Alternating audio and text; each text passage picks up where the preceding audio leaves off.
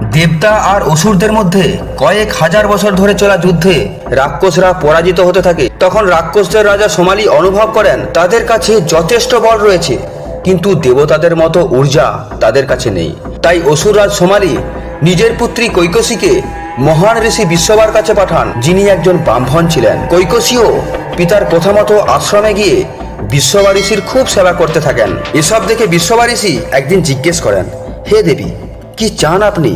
কৈকসী বলেন, আমি আপনার পত্নী রূপে সর্বদাই আপনার সেবা করতে চাই। মহান তপস্বী বিশ্ববা নিজের তপবলে সবকিছু বুঝতে পারেন আর বলেন, তোমার এই মনস্কামনা আমি অবশ্যই পূরণ করব, কিন্তু তুমি যে যে পুত্রদের জন্য আমাকে বিবাহ করতে চাইছো তারা ব্রাহ্মণ কম, রাক্ষস বেশি হবে। তারপর এই দুজনের মিলনেই রাবণ, কুম্ভকর্ণ আর বিভীষণের জন্ম হয়েছিল। বন্ধুরা, এই ধরনের রোমাঞ্চকর ও রহস্যময় কাহিনী শুনতে চ্যানেলটিকে সাবস্ক্রাইব করুন।